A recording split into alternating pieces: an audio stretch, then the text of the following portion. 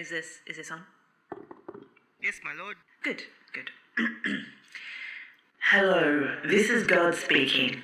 Can we dial that down? Yes, my lord. Thanks. Welcome, new arrival, to the Eternity Ward. Please take a number and make your way down to the left or the right to the waiting room. All you need is the refreshments I made just for you. I would tell you to steer clear of the apples, they're forbidden, and the 2 snakes. I mean, fools, sorry, that are chewing the fat in the corner, but you probably wouldn't listen anyway. So good luck, I bless you, and on your way.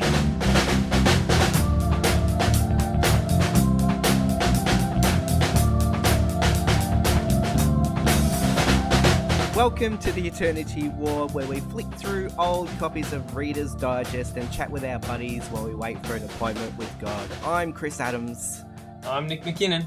I was actually flipping through Reader's Digest this morning, Nick.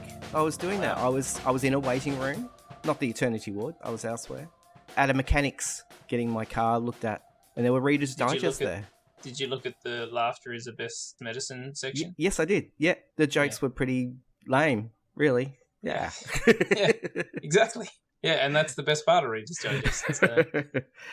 Anyway, so here we are, another episode of the Eternity Ward, and another episode with a guest. We have a guest. Could you introduce our guest, please, Nick? Yeah, I can. But before we get to that, Chris, what are the issues that Christians care about? The poor? No. No? Oh. Theological debate? No. Don't be silly. You're struggling, let me tell you. Oh, okay. You tell me. I went to the Australian Christian Lobby's website and they told me. So Christians care about homosexuality. Yeah. They care about sex outside of marriage. Yeah. And they care about abortion. Okay. Now, there are some issues that we're going to talk about on a podcast, Chris, that we need to get a guest on for. And this issue is one of those.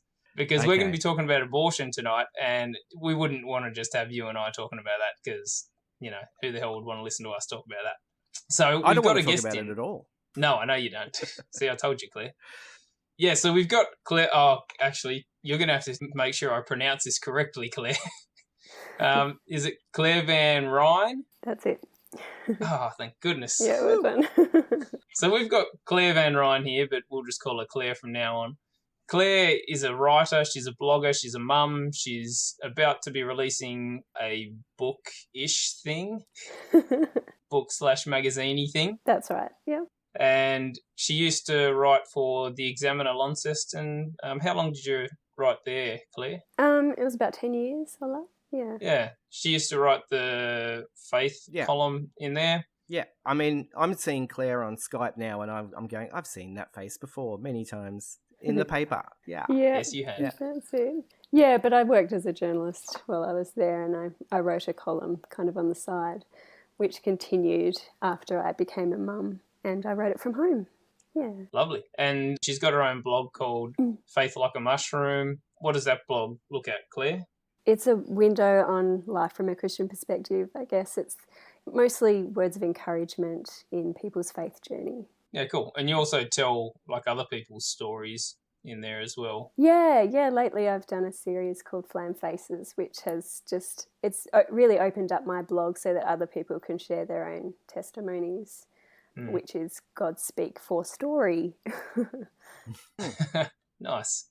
And so you also, this is the part that comes into focus with our conversation, you're also a communications specialist with Emily's Voice. Mm-hmm. Do you want to talk about what Emily's Voice is? Sure. So Emily's Voice is a media organisation. We produce ads that run on television, social media, on billboards, on bus backs, on radio. And these ads, they share the real life stories of people who have been confronted with a crisis or unwanted pregnancy and what they've done to navigate through that situation. We never use actors.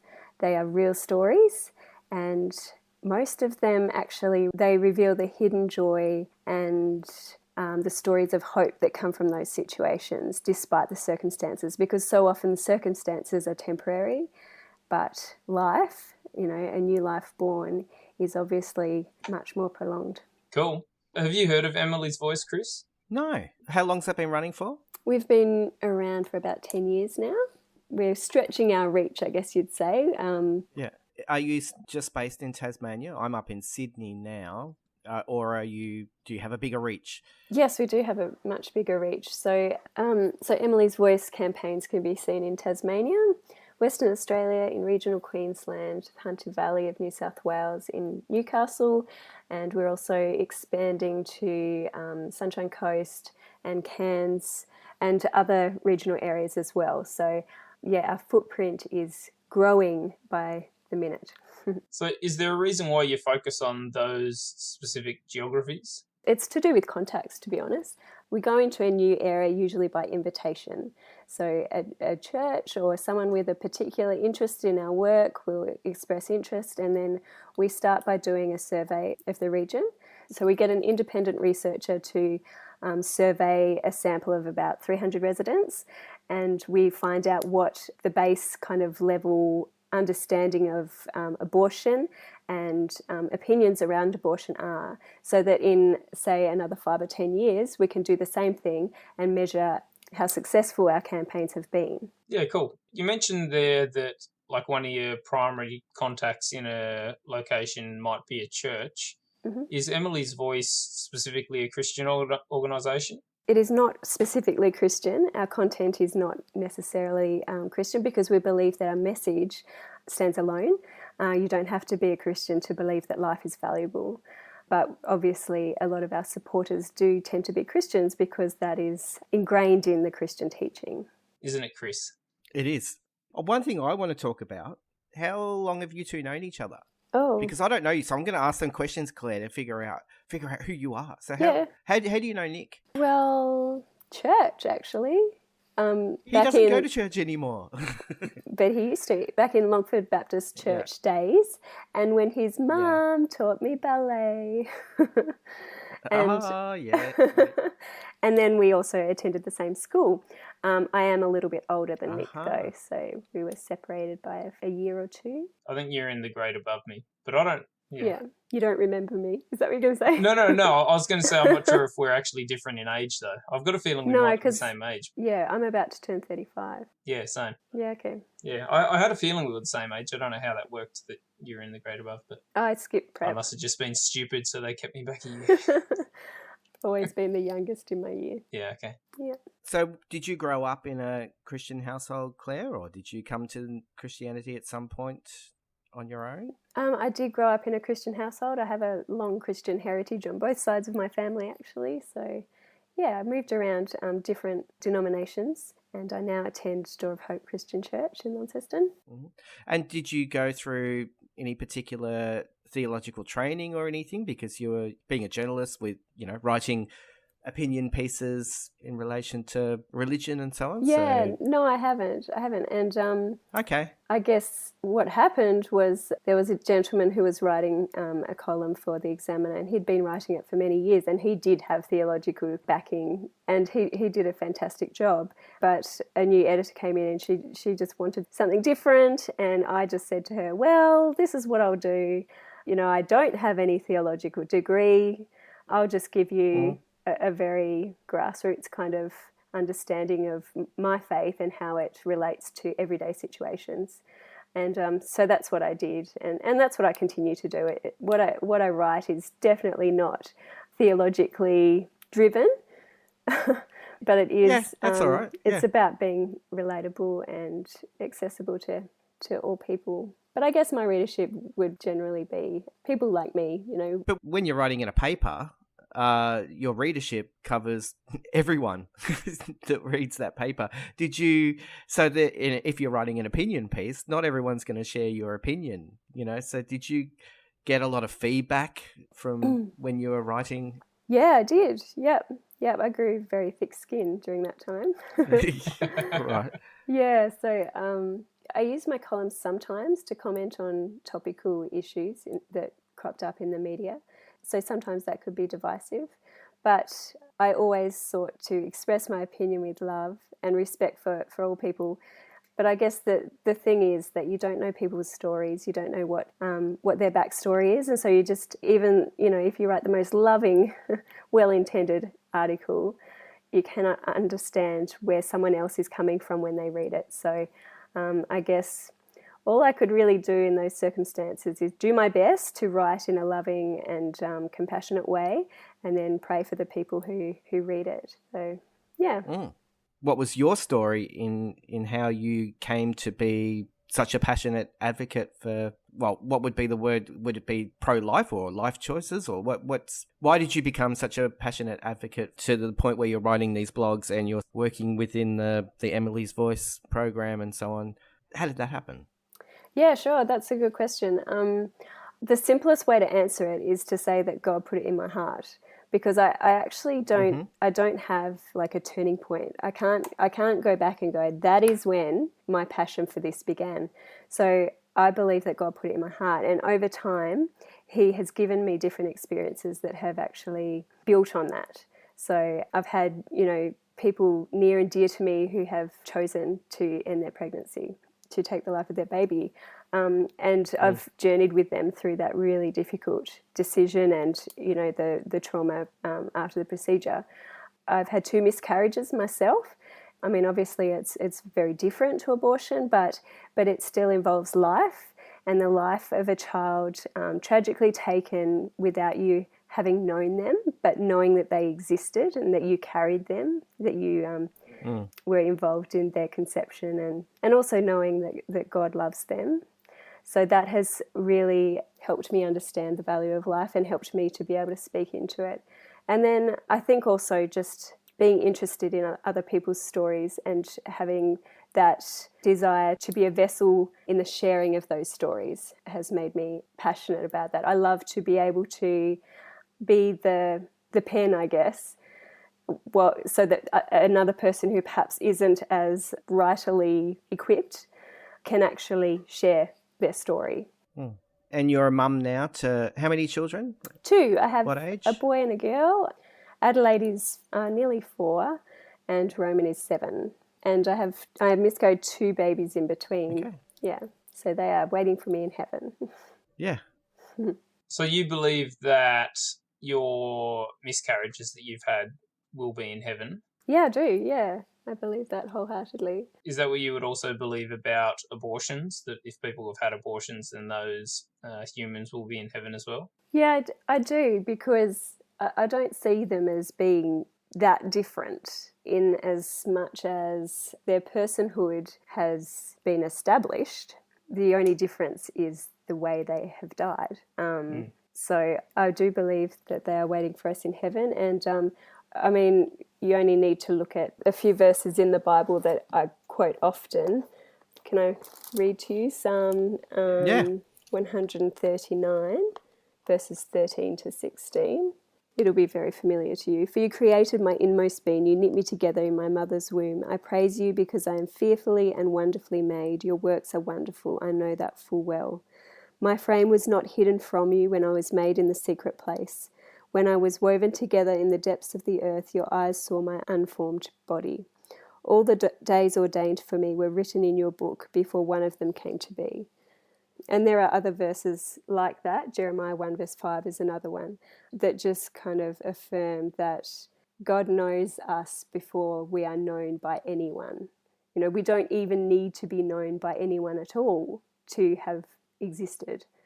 And if God knows us, then won't he welcome us into heaven? Yeah. And I guess the next question you might ask is, well, do children go to heaven? And then you can go down the track of looking at the age of accountability, that age when we have understanding to be able to make the choice for ourselves, whether we believe or whether we don't believe. And I think that obviously children unborn would fall into that before that age of accountability kind of gap. Yeah. Without getting too technical.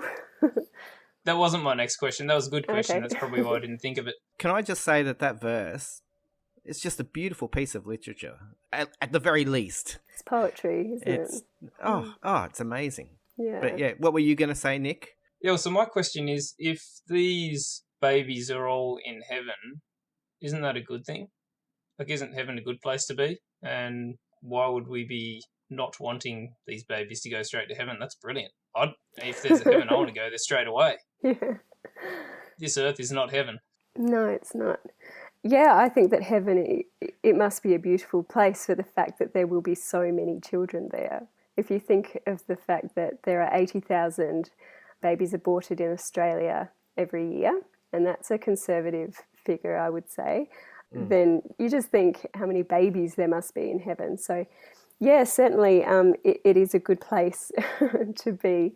But what does that mean for us who have been given the responsibility to look after the vulnerable and those in our community who can't speak for themselves? What does that mean for us if we cannot stand up for them? And Jesus said to us that is our place. We need to be doing that. In what sense? What did he say? Well, regarding children, he said, "Whatever you do for the least of these, you do for me." Yeah. That's one of many passages, many pieces of scripture where he references children and the vulnerable and the needy in society who we should stand up for and just to speak up for and provide for and nurture. And there's nothing more vulnerable than an embryo, I wouldn't imagine. So Absolutely, yeah. And so does human life begin at conception? Well, that's the big question, isn't it? I believe it does, yes. I believe human life begins at conception. do you, Nick? No, I don't. That's pretty easy. But so there's a soul attached to that single cell that gets implanted in the woman's uterus. Yes, I believe so. Yeah, okay. Yeah. I mean, we've just read that passage of scripture that says that God has ordained all our days. He knows them before they've happened. So, if we're to believe that, then that cell is not just a cell. It is a soul that God has already created. He's already assigned its days. And I don't know, who this person is going to become, what they're going to achieve, what family they're going to make, where they're going to live. All of that is already sorted. So what about before that, when it's a sperm? It doesn't have a soul at that point, I presume? Because then you'd be talking about like billions of souls dying all the time. No, I wouldn't say that a sperm has a soul. But once it gets inside the egg, it does. I think that at conception, life begins, personhood is established, and a soul is created. Yeah, okay. What do you think, Chris? Because you're a Christian too. Oh, I've been struggling with this for a long time, trying to figure it out. I was even doing some research into it. There was one Catholic lady I read today talking about, I've always believed that, a child had a soul right from conception, but then I had twins, and I thought, well, twins start off as the one cell, so then... And then at some point in the process, or when it's called a zygote at that stage, because it's just this ball of cells, at some point they do split, and so like, well, how does that work? Does the soul split in two? But then I'm also they get like, half a soul each. Well, we know that's not, if you believe in a soul, then you don't believe that that's the case. And I was sort of like going, well, if God's outside of time and God knows, everything was preordained, then God can provide the souls that are required from the start. I'm cool with that. But it was like, and even conjoined twins or something. Do they have two souls or one soul? And you'd say they'd have two. But that was just interesting stuff. But I've been struggling with trying to figure out, when does a soul enter? And, like looking back through even Christianity and religions and philosophers and all through the ages, there's all sorts of different time periods they put on it, like it was 40 days for a male and 90 days for a female in one, and then there's... What was the reason for having different amount of days for male and female? That's weird. I really don't know, but this is where the big conjecture is when does a soul enter a human being? When does it become a person? Is it from conception? Is it when there is a brain? Because if you're talking about from conception, then there is something alive at that point. There is life. But do you consider that a human being? It's of a human being. So there's life in the sperm. Yeah. So, I mean, even St. Thomas of Aquin or something used to say that, like, human beings are made up of a vegetative soul, and then there's an animal soul, and then on top of that, there's a rational soul. And so all sort of life has this sort of different soul qualities. There's this hierarchy, and so we'd start off as a vegetative soul, and then layer upon layer builds upon that at different points in time. I don't know what to think, and this is sort of why I don't want to talk about it, because I don't know. I don't know what the answer is, and I don't know how you find out the answer. like we've had a bit of a discussion before about this, Nick, and it seems fairly easy to you because you seem to be when the life can experience pain. That seems to be your cutoff point. Is that right? That's pretty close to my point. Yeah. Yeah. If you can't feel pain, then who the hell cares? Unless there's a soul, of course. Science says that basically 24 to 26 weeks is when embryo is first able to feel pain, and there's a lot of like US states and stuff which cut it off at 20 weeks because they sort of establish that as a time period. Yeah, but for defining when a soul enters, I don't know how you do it. I don't know how you figure it out. Yeah, well, you either have to work out when a soul comes in, or you just have to say, I have no idea, and so we'll go from conception, just to be safe. Well, that's sort of where I have fallen at times, yeah, because I can't answer it, so that seems to be the place to fall back to. But then... So you think that abortion should be illegal, is that what you're saying? No, I don't. That's the question I got for you, Chris, because it doesn't make sense. That's the question I don't want to answer. Yeah, I know. I've got to do all sorts of moral gymnastics. And Can I just butt in? Because you said before that that a baby doesn't experience pain until 22 weeks, was it? 24 to 26 was what I read up on. Okay, well, I'd be interested to know what research that is, because my research says that the child has a beating heart at 22 days after conception. So often that's before the woman is actually even aware she's pregnant. So by 30 days, the baby has a brain and its arms are starting to bud and legs, and it's multiplied in size by 10,000 times. And then at 3 months, all the baby's organs are formed. And for the remaining 6 months, actually nothing new develops. The baby just grows in size and maturation. And then, so Surgeon Robert Sheeran says that it's actually as early as 8 to 10 weeks after conception, and definitely by 13 and a half weeks that the unborn experience organic pain. First in their mouth at 8 weeks, and then in their hands at 10 weeks, then their face, arms and legs at 11 weeks. So, and then by 13 and a half weeks, they respond to pain all throughout their nervous system. So I think it's much earlier than we would think, and certainly to know too that the heart is beating at such an early stage, I think also confirms further that personhood life is established very early on. So the American Congress of Obstetricians and Gynecologists say that babies lack connections and structures that enable it to feel pain until at least 24 weeks of gestation. Because you need pain receptors, and then you need the nerves and that connect to the spinal cord, which can then you need the cortex of the brain to be able to decipher that. So the science podcast that I listened to talking about it was suggesting 24 to 20. Like before that, there would be reflex action. Like if you had to perform some sort of operation and you had to put a needle in there, the baby, if you put a needle in the arm, then it will move the arm out of reflex. But they were suggesting that it couldn't feel pain at that point. If you use pain as a reason for discounting life, though, I mean, there are people outside the womb who live with conditions where they don't feel pain. Are they less of a person because of that?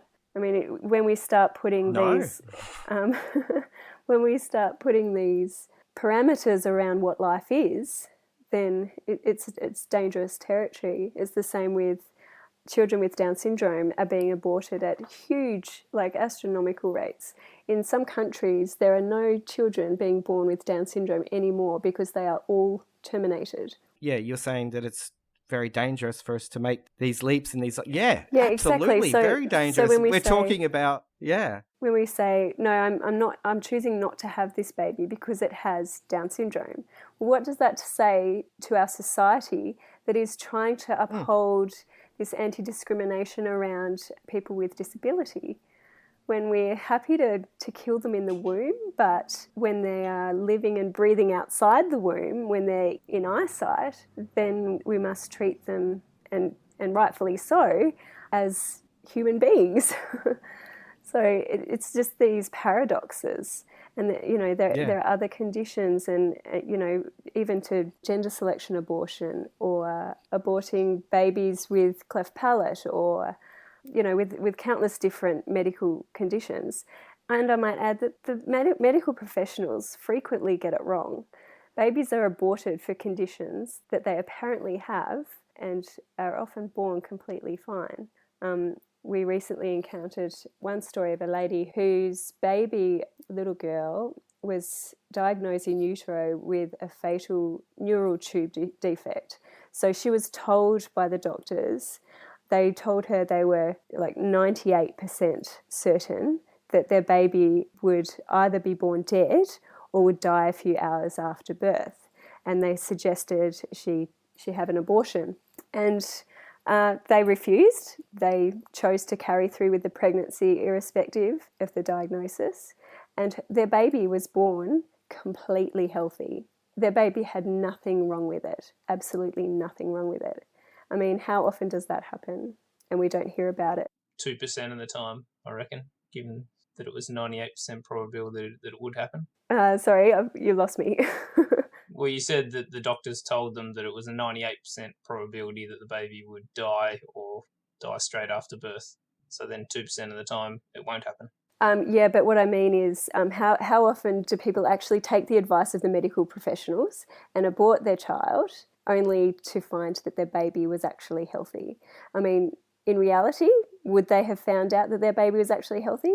I don't know. Would the medical professionals have actually done testing on the deceased baby after it had been aborted to check if it actually had the condition they aborted it because of? We don't know. I would say not. I would say they wouldn't do that testing. Sometimes I think we assign too much, perhaps, responsibility to the medical profession, and we don't give enough to God. I think that, God works in mysterious ways, and that sometimes the medical profession plays God, and we don't give enough space to allow God to work his miracles. I mean, life is a miracle, and he has created our bodies to accommodate the development of life. And sometimes our bodies actually do have this capacity to heal itself, to heal the life growing within. When we interrupt that, then who knows what we're playing with, When we interrupt, then we take away the opportunity for something beautiful to happen. I guess I just wanted to say before, like you were talking about it, Claire, that it was dangerous for us to try and make these judgments around whether, to do with pain or to do with this week here or that week there, or where do we draw this arbitrary line? Because I was looking and, like the stats were saying that 99% of abortions do happen before 24 to 26 weeks when the medical profession says that they're able to feel pain. The thing that I found staggering was, so you're saying, what was it, 80,000 a year in Australia? And I found 45 million abortions a year worldwide. And the top reasons that human beings die around the world, heart disease is number one, and I think car accidents was at number 2 or 3 or whatever. But if you put all of the top 10 things that are actually listed as causes of human death all together, they still actually don't amount to the amount of deaths caused by abortion. So I'm like going, if a soul is there from conception, if this should be counted as a human person, then it's really serious that we've got 45 million a year human beings being aborted. And so that's the question for me, is trying to figure out the if. I don't have a clear answer to that, so I'm going to keep listening. So I don't know. Nick, have you got another question? I don't have a question right now. Yeah, well, so if a soul does get implanted at conception, then is it ever justifiable to have an abortion? Well, is it ever justifiable to take a life? No. Well, except for euthanasia, which I guess you probably aren't in favour of either.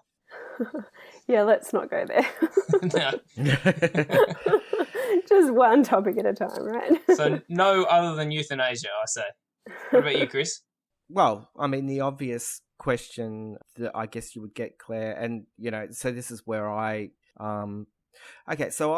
considered myself pro-choice for a long time, because when it comes to situations of someone being raped or of incest or of the mother, it's 98% clear that the mother's going to die, in the process of childbirth or something, then for me, I'm like going, you need to allow that person who's in that situation the choice. And so I think what happens is a lot of people fall, into that category. Is they're like going, well, that's just obvious. That should be the person's choice.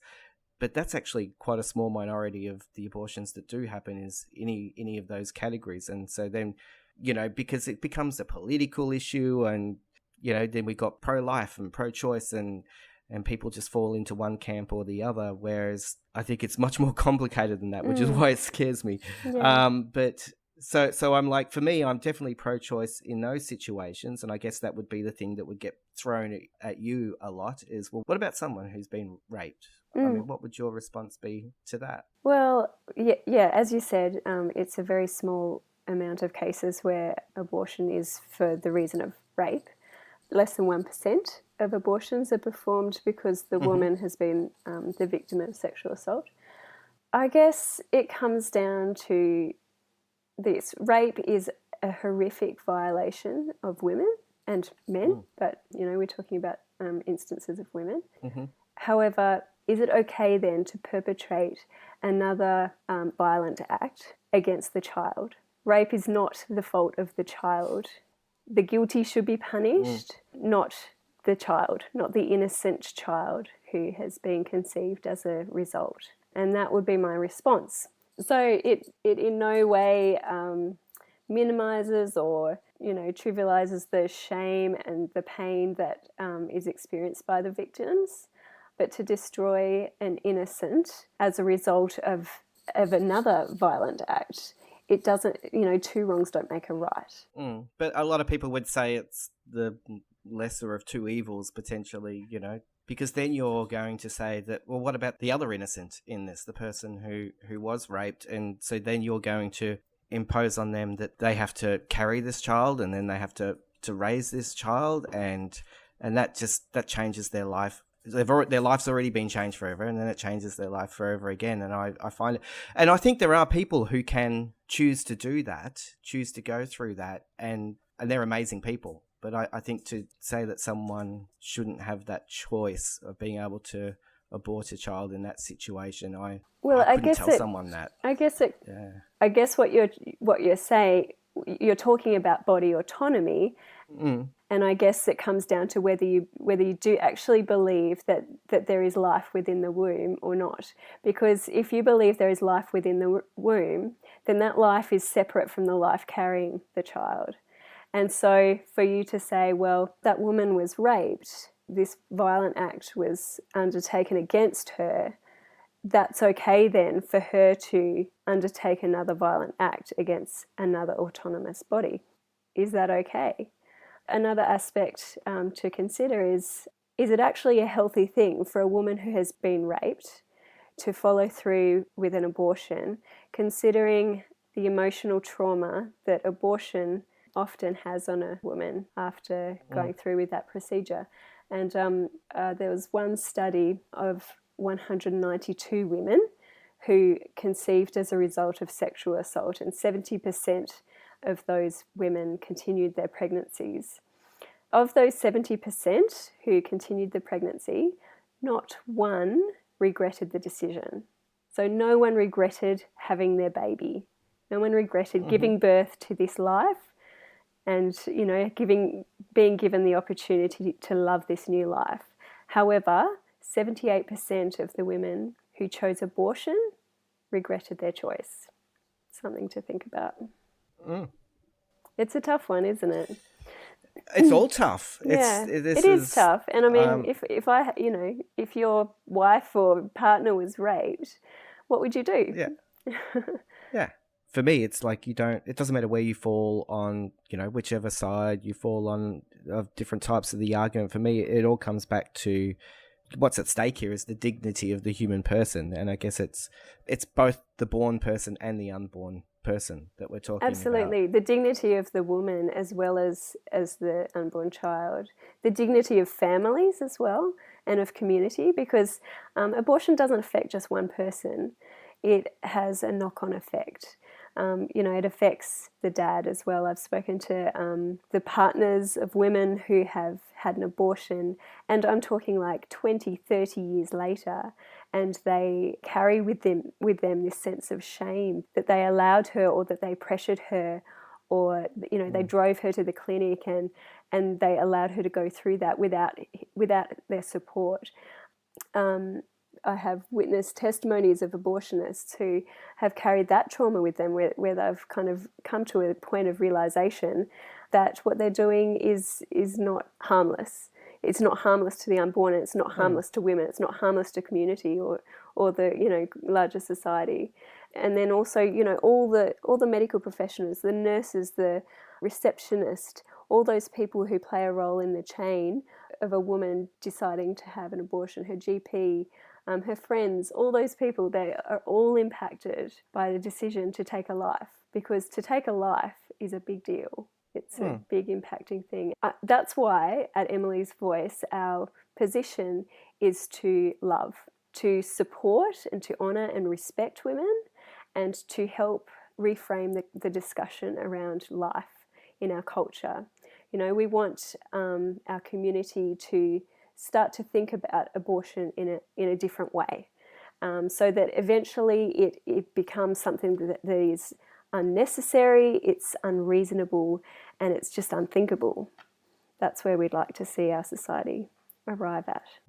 And as someone who has quite obviously never worked for Emily's Voice, like, you can get an idea in your head of what a pro-life campaign can look like.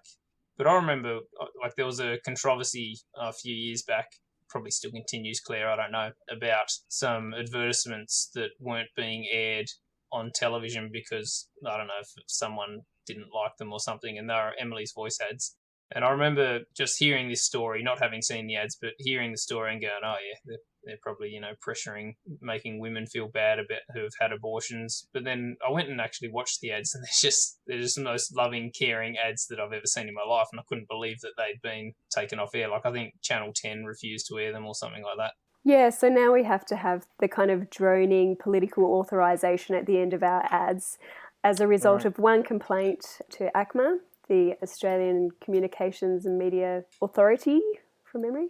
So yeah, as a result, we have to have that little drony, fast-paced gibberish at the end of our ads to let everyone know that it's, written and authorised by Paul O'Rourke of Emily's Voice. I mean, it's unfortunate because I don't believe that our ads are in any way political. They are the real stories of real people. And since when is that offensive?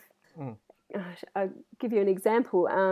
Our latest ad features Jasmine. She's a mum already to 3 children, I believe, when she falls pregnant, and there's a large gap, and it's a real shock.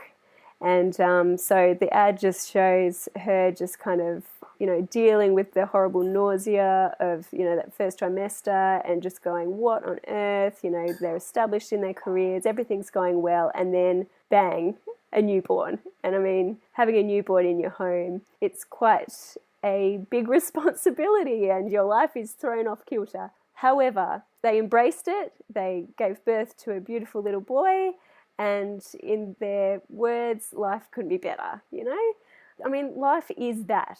Life is a whole heap of unexpected circumstances that we navigate through, right? And when we do, they develop our character, they enrich us and make our life more joyful and beautiful. And I think that's kind of at the core of a lot of our ads, are stories of real people who, despite testing circumstances, have overcome, and they have a beautiful new life to show for it as well. Yeah, a couple of things. Like you're talking about, it's not harmless. It's harmful to a lot of people. And one thing that I, is a core to my ethics and morality and values and so on is harm minimization. Those two words together also open up the possibility of me, accepting pro-choice, because even, you were talking about people overcoming these testing circumstances, but I think we have to take those testing circumstances, the reasons why women are, choosing to have abortions. We need to take them seriously. And so that's also why the thing that often frustrates me about, you get this stereotypical picture of a pro-life person standing outside a clinic with a sign and yelling and screaming at people and threatening to hurt people, and that's not, for me, a Christian response. I'm like, if you're wanting to see less abortions, then I really like how you started off by talking that you've been alongside people who have been through that. And so for me, it's like, what do you do to mitigate these testing circumstances? Because that's all I want to do. I don't want to take people's choices away from them, but I do want to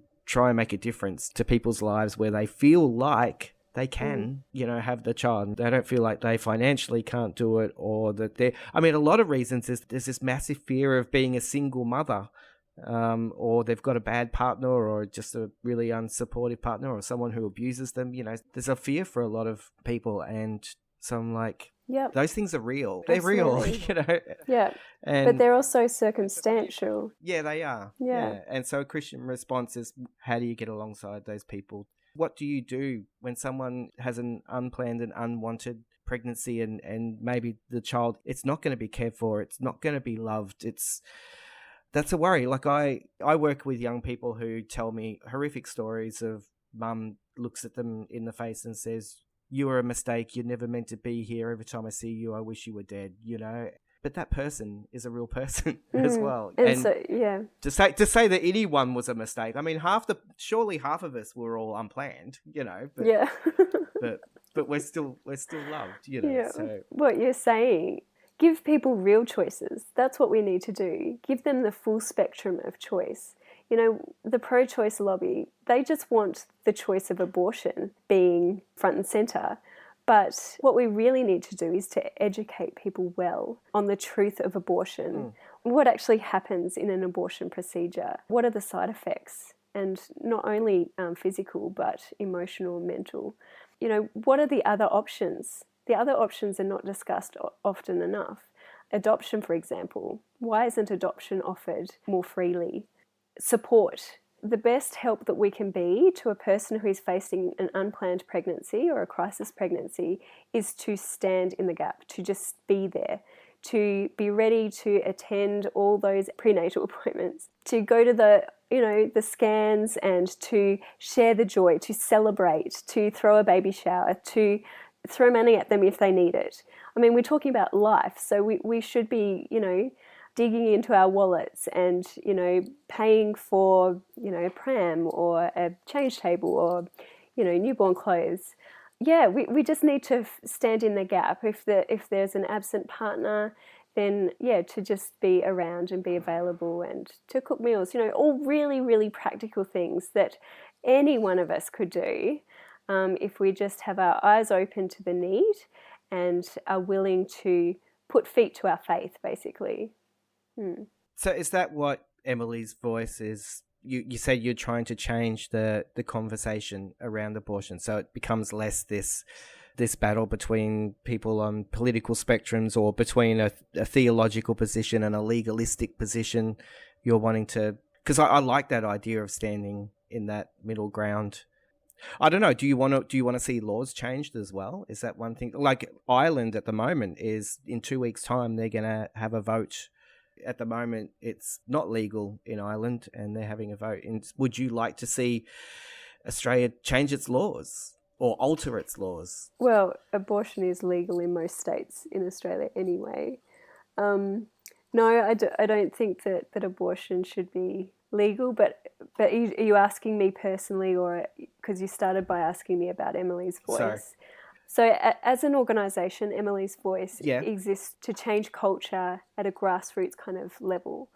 We will sometimes speak into the political arena, but as a general rule, we just want to educate and inform people so that they understand that this issue is real, that it affects women, and it is affecting our culture too. It's a poison that is not being identified for what it is. And to also equip others. So, we have lots of supporters. We have people who are sympathetic to our cause. So they are people who are on the ground and interfacing with people every day who just might be one of these people who finds out tomorrow that they are pregnant and they don't want that baby. So they can be that person who stands in the gap and says, look, I'm going to be your support person. I'm going to carry through this pregnancy with you. I'm going to research adoption so that you can adopt your baby once it's born, because that seems to be the best choice for you. Whatever it is, so that people can start to be the change within their culture, within their community and so forth around them. That's where we are at anyway. Yeah. If you could have the way the conversation is held in Australia around abortion changed, what would your vision of that conversation look like? I think it would be a conversation that spoke more about motherhood earlier, about parenthood earlier. I think there's a large focus on career very early on and very little discussion about the choice to actually raise a family early in life. And I think that when young people face it, it's more of a shock than it could be. I think there needs to be more discussion, at a school level around what your real choices are if you unexpectedly fall pregnant, and what the joys are of parenthood, and how parenthood, it expands and enriches us. And it can be done alongside all the other aspirations that we have in life. It doesn't mean that life stops, that life ends, or rather, it doesn't mean your career aspirations end. How do you convince the Nicks of the world who don't... I think that's where the divide is. Who don't have a problem. Yeah. I think this really is a religious and secular issue, because if you believe that humans are special and have a soul and God created them uniquely, differently to everything else, then I don't know how the hell you get away from, as soon as that thing is on its path to being a human, like, how do you convince yourself that abortion is in any way acceptable, regardless of whether it's rape or anything else, because you're killing something made in the image of God? It doesn't make any sense to me. But if you're not a Christian, it should just be entirely that, like, harm minimization, what you're talking about, Chris, that you got to weigh up the differences between, can the baby feel any pain? If so, well, that matters. That really matters. And you have to weigh that up with what the mother and father see as the change it's going to have in their lifestyle. Like you were talking before, Claire, about how it doesn't have to change your lifestyle. I think it changes it dramatically. I mean, I've got 2 kids. I love my kids to death, but they are a pain in the ass at times, and it makes life difficult in ways you cannot fathom. But Absolutely. I would not change it for the world. But it doesn't have to change the trajectory of your aspirations and dreams. It probably changes the timeline. I disagree with that dramatically. It will change the timeline and the way you navigate to getting there, but it doesn't mean that you can't get there. Do you know what I mean? Yeah, I think it can mean you can't get there. That's why we have a gender wage gap, because women fall pregnant and it changes how much money you can earn over the course of your life. It'll change, what jobs you can get over the course of your lifetime. It changes loads of things. But I love my 2 kids. I don't work. I gave up my job for my kids. I love my kids to death. I wouldn't change it for the world.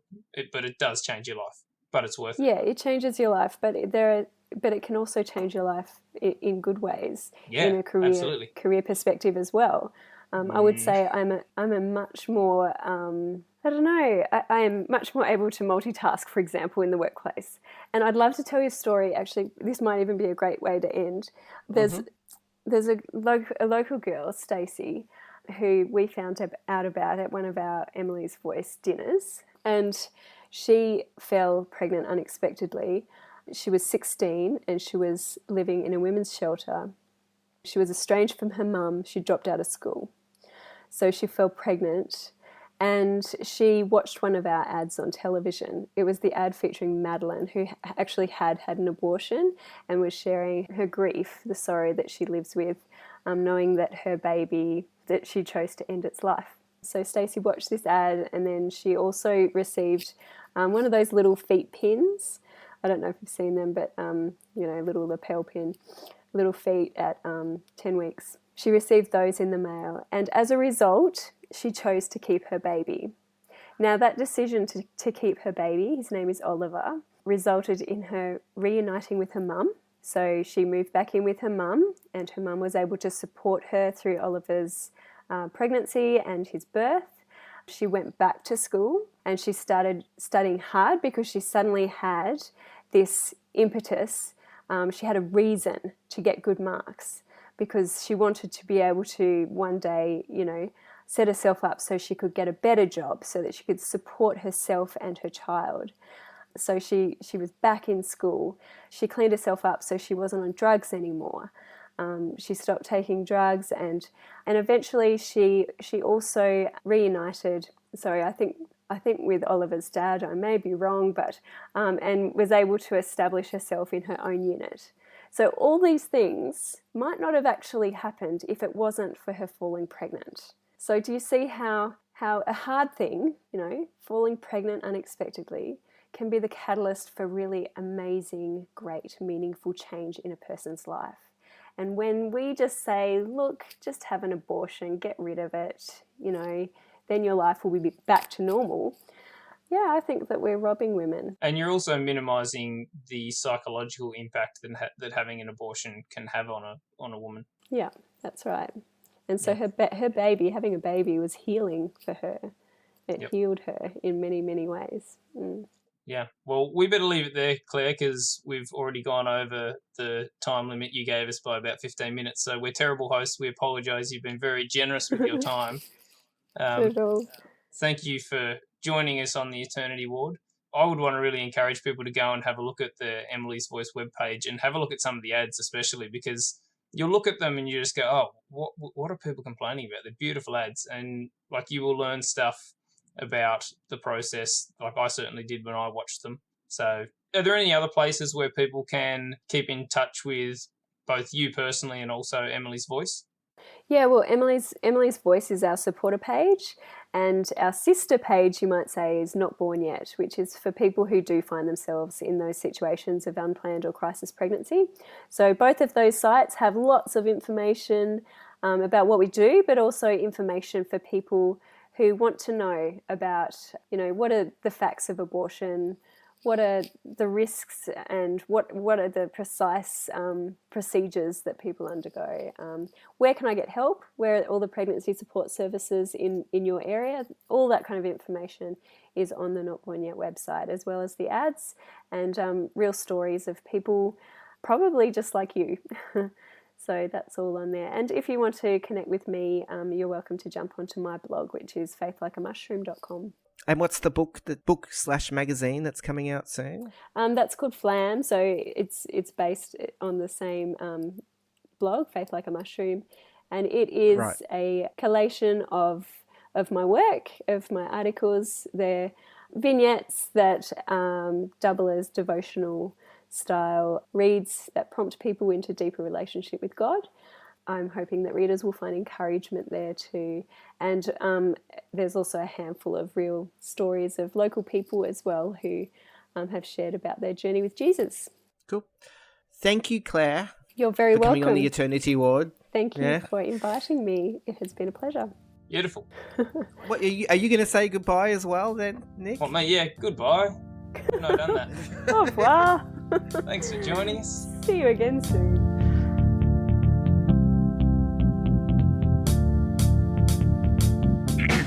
God here again.